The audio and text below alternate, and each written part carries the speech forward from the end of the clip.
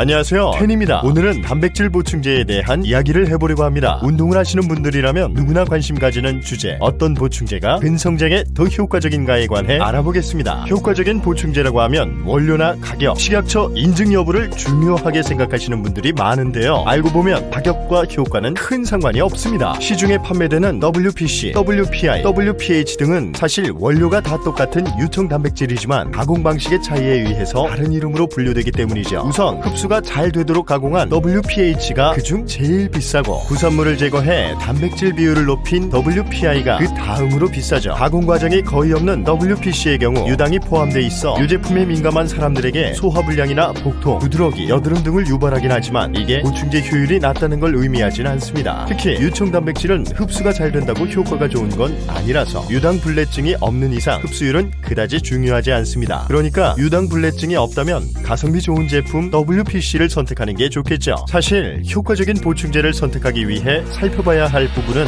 오히려 필수 아미노산의 균형입니다. 예를 들어 식물성 원료인 콩으로 만든 분리대두 단백 보충제는 필수 아미노산인 메티오닌이 부족해 유충이 원료인 웨이 프로틴보다 효율이 떨어지죠. 그렇다면 과연 식약처 인증과 단백질 보충제의 효율은 어떤 연관이 있을까요? 일단 식약처 인증은 단백질 파우더를 판매하기 위해 수입해야 하는 유청의 최소 기준치 등을 설정해 관리하는 것일 뿐 보다 효과적인 유청이라는 것을 증명하지는 않습니다. 그렇다고 식약처 인증이 보충제와 아무런 상관이 없는 건 아닙니다. 예를 들어 국내에서 허가되지 않은 약물이 함유된 해외 보충제라면 식약처 인증을 받을 수 없겠죠. 다만 한국의 식약처 인증만이 안전성을 보증하는 건 아닙니다. 미국이나 영국, 한국 모두 식품의 안전성을 관리하는 기관이 각 국가별로 존재하기 때문이죠. 오히려 보충제 같은 건기식에 한해서는 식약처 인증보다는 해당 국가기관에서 인증받은 보충제가 가성비 측면에서 더 좋은 경우도 있습니다. 기본적으로 보충제의 주원료인 유청 단백질은 대부분 수입품이라서 보통 이중으로 인증을 거치게 되는데요. 쉽게 말해서 한국에서 코로나 진단 키트를 미국으로 수출할 때 아무리 한국에서 인증을 거쳤다고 해도 미국의 인증제도인 FDA를 거쳐야만 수입이 되는 거랑 똑같습니다. 즉 이중으로 인증을 거치게 되면서 실제 가격보다 더 비싼 가격에 유통되는 거죠. 그래서 확실하게 안전성이 보장되는 해외 제품이라면 식약처 인증을 받은 제품이랑 비교했을 때 같은 성능 대비해서 보다 저렴하게 구할 수 있게 됩니다. 예를 들면 영국에서 판매되는 마이프로틴의 경우 GMP 인증과 영국 내 식품안전 AA 등급을 받은 보충제로 충분히 안전성이 보장된 보충제라고 볼 수 있겠죠. 그래서 최종적으로 정리하자면 WPC, WPH, WPI 모두 효과적인 측면에서는 큰 차이가 없기 때문에 기왕이면 가성비 있는 제품이 좋고 유당불내증 환자에 한해서만 WPC는 피하시는 게 좋습니다. 또한 국내 제품이든 해외 제품이든 큰 상관은 없으나 기왕이면 식약처를 비롯한